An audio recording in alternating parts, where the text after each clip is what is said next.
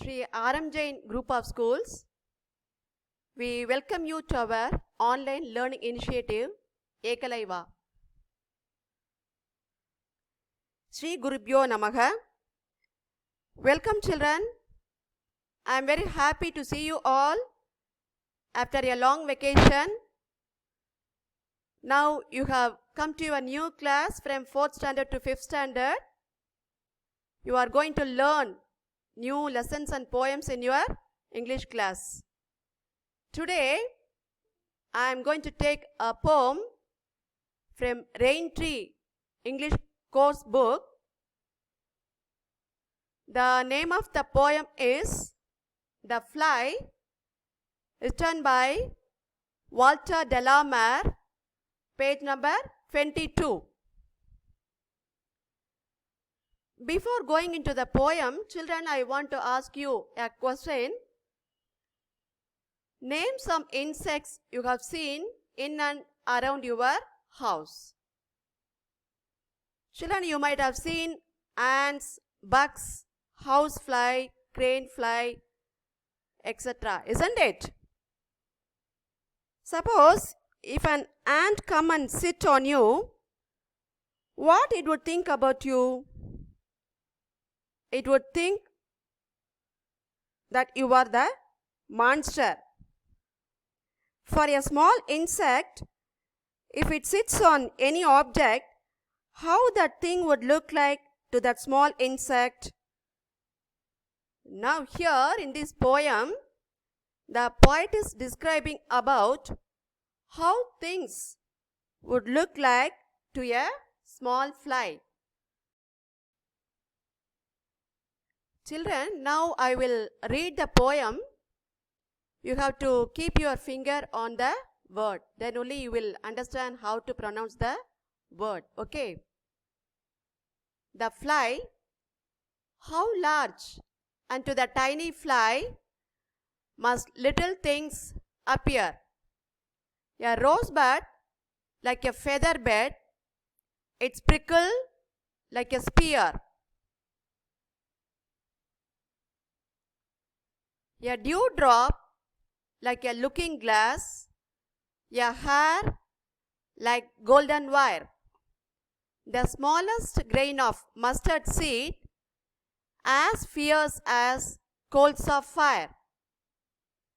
A loaf of bread, a lofty hill, a wasp, a cruel leopard, and specks of salt as bright to see as lambkins to a shepherd. Walter Delamere.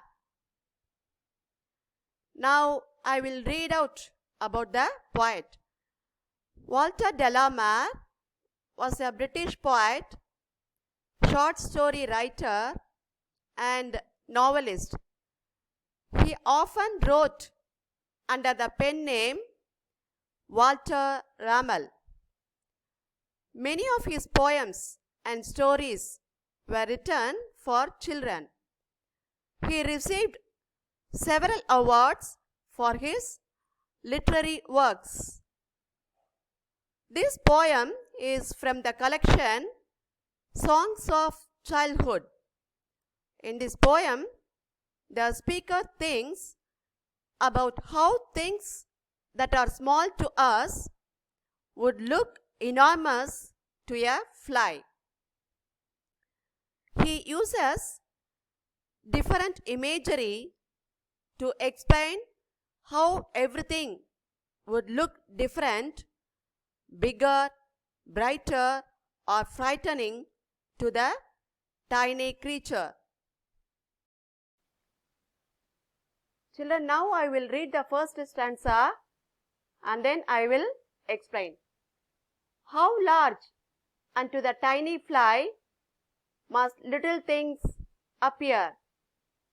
A rosebud like a feather bed, its prickle like a spear.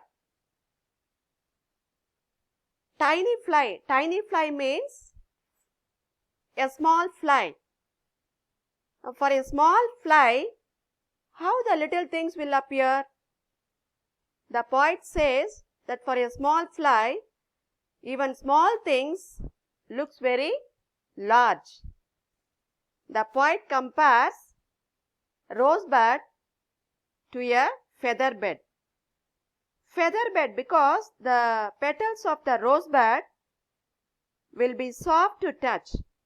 So the poet compares rosebud to a feather bed. Children, you all might have seen the fallen feather of any birds, isn't it? Have you touched it? When you touch it, it would be very soft, isn't it?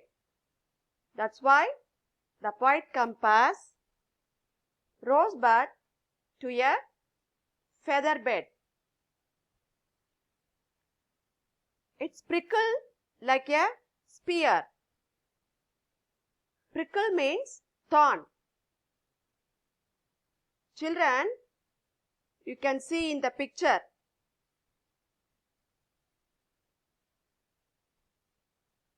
How it looks? It's very sharp at the tip, isn't it? So, the thorn is looking like a spear. Spear means a weapon ends with a sharp point like a needle. Can you able to see that in the picture? Long thin handle with a short end. So, prickle is compared to a spear. Now we will see the meanings for the first stanza. Unto, old way of saying to. Prickle, thorn. Spear, a weapon with a long thin handle ending in a short point.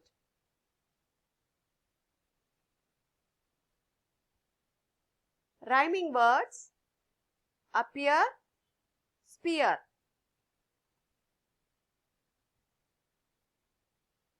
You can see that in the first stanza, second line, last word, and spear, fourth line, last word. So these are the rhyming words. Figure of speech. Simile. Rosebud is compared to feather bed and prickle to spear. Now simile. Simile means simile is used to compare one thing to another to pay attention to a particular quality.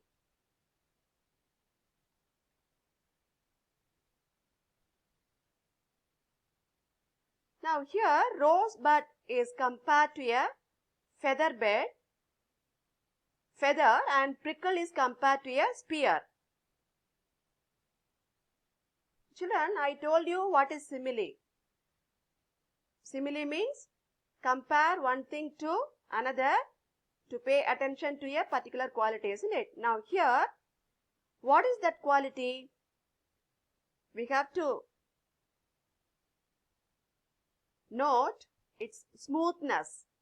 So if you touch the petals of the rosebud, you can feel the softness, isn't it?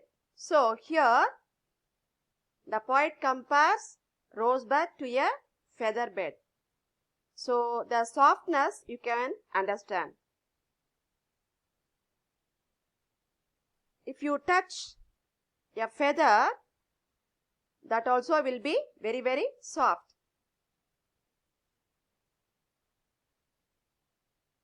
The quality, softness, that is clearly mentioned here. Now prickle is compared to a spear. See, prickle again, sharpness, the thorn. So at the tip of the thorn, you can see the edge very, very sharp. If you touch it, you can feel the pain in your finger. And see the picture spear. The edge of the spear is very, very sharp, isn't it? So the thorn is compared to a spear. So what is the quality here? That sharpness, isn't it? So prickle is compared to spear.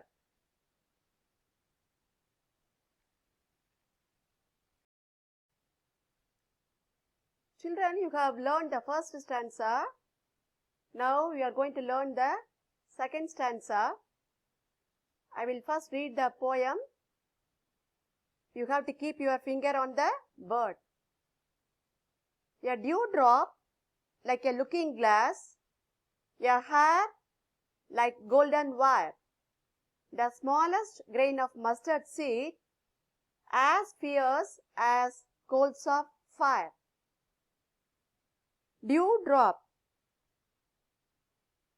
What is dewdrop? You can see that in the picture.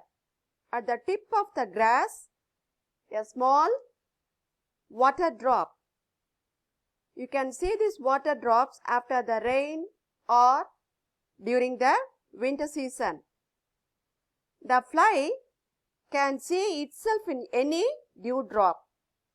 A dewdrop acts as a mirror for the fly.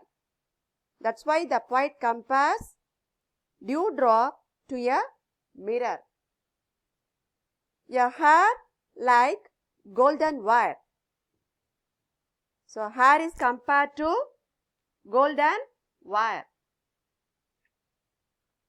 You all know very well that hair means it is very thin in size. So a hair is compared to a golden wire.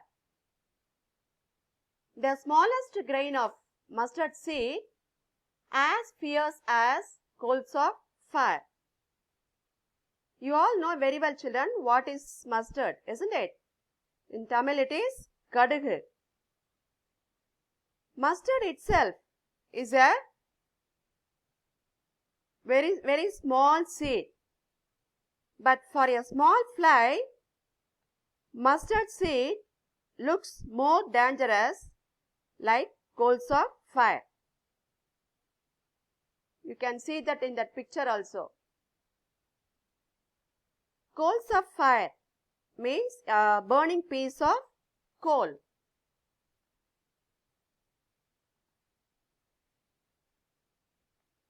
Now we can see the meanings. Looking glass, mirror, fierce, dangerous and frightening. Now you can see the figure of speech for this second stanza. In this second stanza, alliteration is used. Like, looking.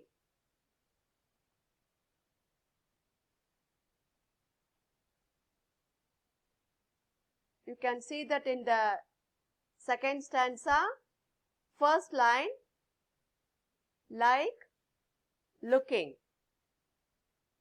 Now alliteration. Alliteration means repetition of same letter in the same line. So in the first line, letter L is used repeatedly. Simile. So here hair is compared to golden wire and mustard seed is compared to coals of fire.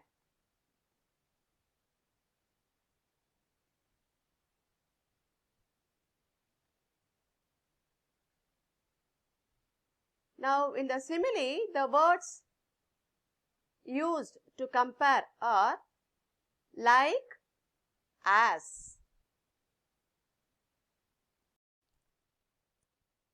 Children, so far you have learned the first two stanzas. Now you are going to learn the third stanza. I will read the poem and then I will explain.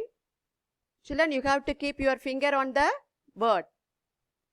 A loaf of bread, a lofty hill, a wasp, a cruel leopard, and specks of salt as bright to see as lambkins to a shepherd. Loaf of bread. The poet compares loaf of bread to a tall, high mountain. Now, what is loaf of bread? Loaf of bread means a full size of bread which will have 10 to 12 slices of bread. Now, a wasp is looking like a cruel leopard. You know what is wasp? In Tamil it is called kulavi. So, for a fly, a venomous wasp looks like a cruel leopard. And specks of salt as bright to see as lambkins to a shepherd. Specks of salt means very small pieces of salt which looks very bright and clear, similar to lambkins to a shepherd. Now, shepherd is a person who takes care of sheep, isn't it? For him, his young sheep are looking very bright and clear. So, for a small fly, even specks of salt looks like lambkins. Now, I will read out the meanings. Lofty, tall, high, wasp, a small flying insect that stings like a bee but does not produce honey. Specks, very small pieces.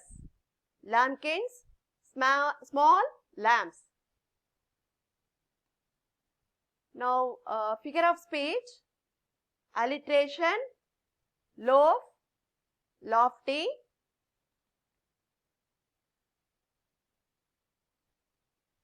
So, in the first line you can see loaf, lofty, L, the same letter repeated in the same line.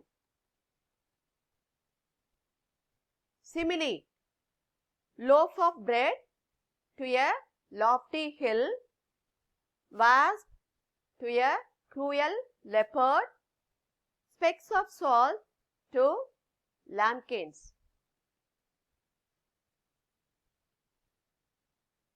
Now, children, you can see in the third stanza, in all the 4 lines, similes are used.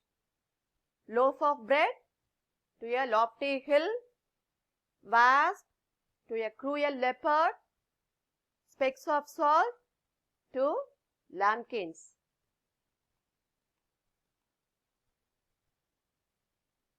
Now, children, you have learned the poem and noted what is alliteration and what is simile, isn't it? Hope you have all understood the poem, what the poet is trying to explain. Now, I want to know whether you have understood the poem. So, I am going to ask you some questions. Question number 1. Why does the poet compare a rosebud to a feather bed? Second question. How mustard seed would look like to a fly? Third question. Why would a fly be afraid of a wasp? Fourth question. What are the similes used in the poem? Children, this is a memory poem. So, you have to memorize the full poem.